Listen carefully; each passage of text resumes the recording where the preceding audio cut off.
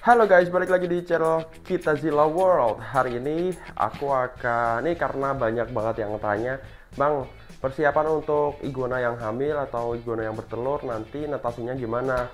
Terus nanti setelah berapa lama kasih iguana setelah dikawin itu hamil dan akhirnya bertelur? Kita akan jawab di vlog kali ini guys. Ikuti terus sampai selesai. Wih, panas sih cuy. Wos, ini belum tak kasih makan ya. Padahal udah hampir jam 2 siang dan belum tak kasih makan. Ini kemarin udah makan, ini juga belum makan nih, tapi perutnya udah gendut, mungkin sudah dikawin si jabrik. Ini ada si bulu, ini ada si red, kepanasan, lihat mangap dia tuh, panasan dia. Yaudah guys, jadi aku akan bahas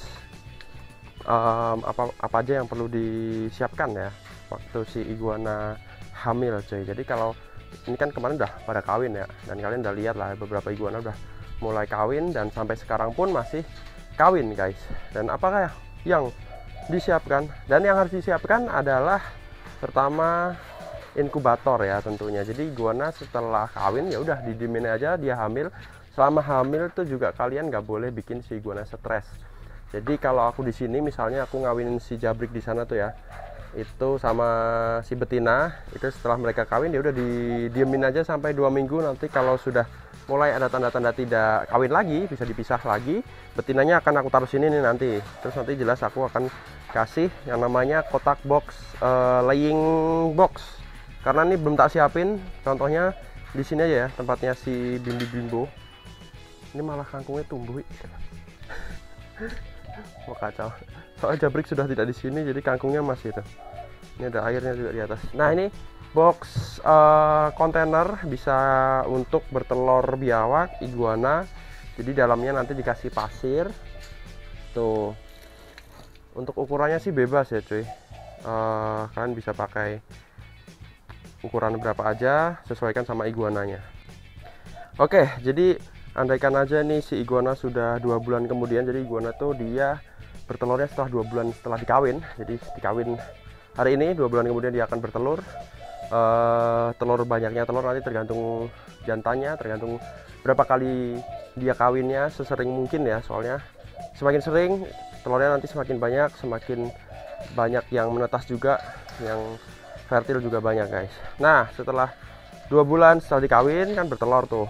Misalnya kita sudah masukkan si kotak kontainer tadi dari sini, mereka nanti akan otomatis sendiri guys masuk ke situ.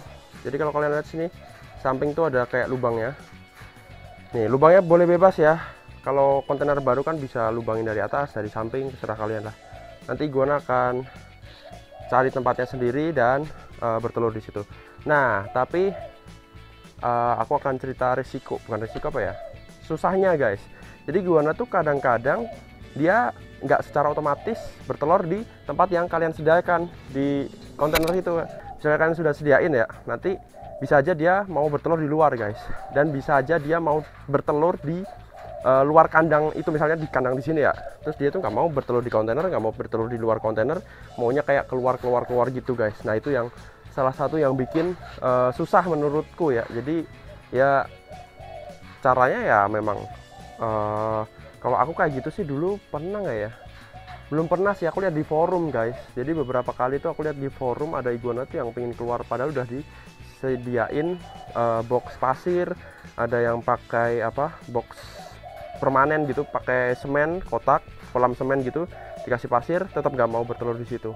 Dan maunya kayak keluar sampai sendul-sendul kandang kayak gini, sampai monyongnya jebol, akhirnya stres, malah nggak bertelur, malah egg binding, telurnya nggak keluar, akhirnya mati guys. Nah itu salah satu bisa dibilang susahnya ya, risikonya lah ya. Jadi nggak semua betina mau dan gampang dikasih tempat bertelur dari langsung bertelur segampang itu kan. Misalnya kalau terjadi lancar kan, kayak cuman kawin terus selesai kawin, betinanya dimasukkan sini, betinanya bertelur, telurnya kita ambil, masukkan ke inkubator, 3 bulan kemudian menetas. Itu kan gampangnya kayak gitu, tapi ternyata di sela-sela itu ada beberapa hal yang lumayan susah guys, itu tadi.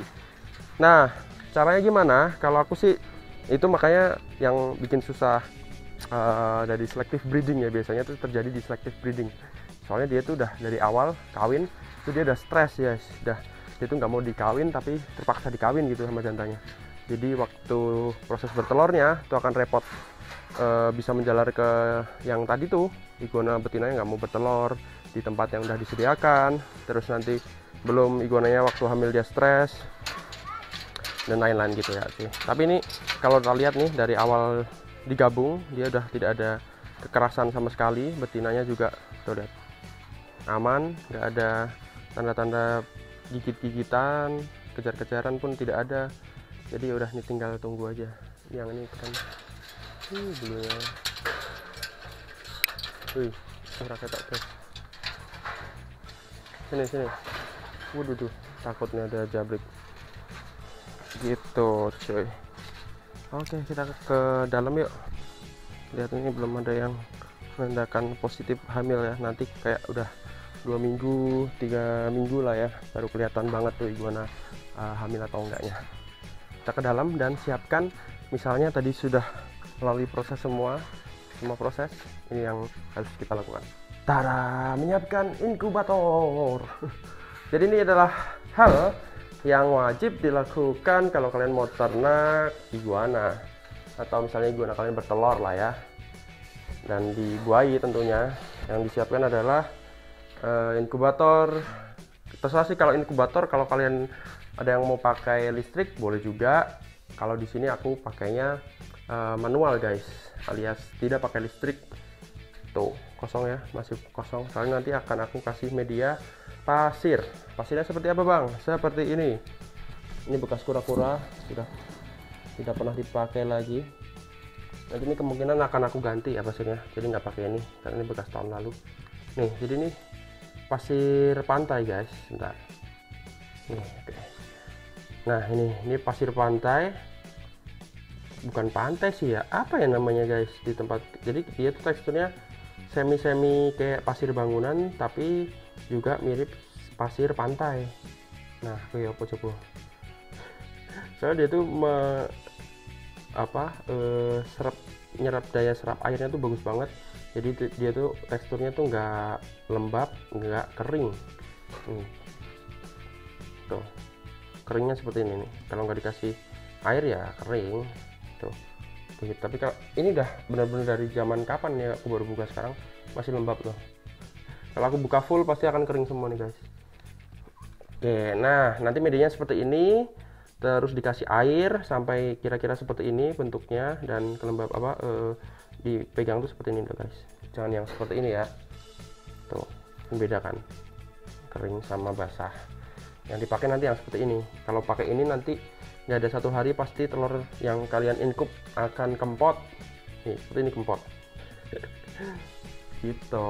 Terus nanti akan dimasukkan ke sini kurang lebih separuh lebih lah ya. Jadi nanti segini diisi set, telurnya diisi separuh, tanahnya segini. Terus atasnya nanti kasih botol air guys, botol air. Ya botol air biasa sih. Ini mungkin ada yang sudah menetas, kura-kura nggak ada lagi ya. Kemarin ada 4 ekor yang menetas terus sudah langsung laku guys. Nah ini seperti ini nih juga bisa nih ya, nanti kurang lebih kayak gini lah ya modelnya. Jadi nanti kasih pasir separuh, telur, terus ini diisi sampai sini. Nanti setelah 3 bulan si iguana akan brojol dengan sendirinya dari dalam tanah. Nggak usah kalian bantu, nggak usah dibuka-buka telurnya, nggak usah di apa namanya, nggak usah dianeh-anehin lah pokoknya. Masih ada ternyata, tambahin. Nggak usah dianeh-anehin, nggak usah dipegang, nggak usah dibuka bahkan ininya. Apa nih, nggak jadi, udah lama banget nih nggak jadi semua. Wah, peninsula Kuter. Terus nanti 3 bulan kemudian keluar, dan tanda-tandanya keluar nanti di sini tuh ada bekas-bekas, ada kayak embun-embun air gitu guys. Dah cukup kedap udara seperti ini, tinggal tunggu aja. Nah guys, ini ada yang tanya lagi bang, kalau untuk inkubasi seperti itu pakai suhu berapa? di tempatku aku jujur sudah tidak pernah pakai termometer lagi dan hygrometer ya untuk kelembaban, karena semua berdasarkan insting. Sebenarnya kayak apa ya, bukan insting apa ya wis biasa soalnya guys, soalnya udah biasa breeding di sini, maksudnya menetaskan telurnya tuh di suhu ini ya, suhu ruangan ini. Kemarin aku sempat ukur tuh 27 sampai 29 derajat Celcius guys. Kalau aku baca-baca sih 27 sampai 31 derajat Celcius itu suhu untuk menetaskan si iguana guys. Kelembabannya 80% ke atas ya. Jadi kalau kalian misalnya tinggal di suhu dingin atau tinggal di suhu yang super panas, jadi kan bisa nggak jadi itu telur reptilnya ya. Ya itu kalian set aja inkubatornya. Kalau misalnya pakai listrik pakai 27 sampai 31 derajat Celcius itu maksimal. Terus kelembabannya 80% ke atas cuy. Itu di sekitaran situlah, naik 1 naik 2 atas bawah nggak masalah, nanti juga akan menetas. Telur iguana tuh salah satu telur reptil yang menurutku paling gampang untuk ditetaskan guys. Dia tuh nggak ribet gitu. Bahkan ada beberapa orang yang juga pernah menetaskan telur iguana tuh di lemari aja, terus pakai toples, tetap di dalam toples plastik, terus dikasih air sedikit, terus udah ditunggu dimasukin dalam lemari, 3 bulan kemudian menetas guys. Asalkan si telur itu bagus ya. Sebenarnya kalian mau pakai yang tadi metode lemari, metode pakai media apa aja lah, pokoknya kalau telurnya bagus, dasarnya udah bagus dan sehat telurnya, itu pasti akan jadi guys. Tapi kalau telurnya kalian udah mengusahakan semaksimal mungkin, misalnya udah pakai inkubator listrik, pakai suhu dan kelembaban yang pas, terus pakai pokoknya semua sudah diusahakan, tapi telurnya jelek, nggak bakal jadi cuy. Begitu intinya. Nanti kembali ke kondisi telurnya ya, nanti kita lihat besok kalau ada telur yang bagus, ada yang jelek, kita buat contoh. Kondisi biawak tidak bertelur lagi ya sejak terakhir, itu udah agak lama lagi. Sepertinya sudah selesai dia musim bertelurnya si Bimbi. Setahun berarti dia 3 kali guys. Kalau misalnya ini berhenti ya, kalau ini masih lanjut berarti ya masih jalan berarti. Tapi kayak udah selesai sih, perutnya udah nggak menunjukkan tanda belendung lagi, sudah slim. Jadi ya nggak apa-apa, tahun depan kita ulangi lagi, syukur-syukur bisa jantannya diganti black salva atau sulfur,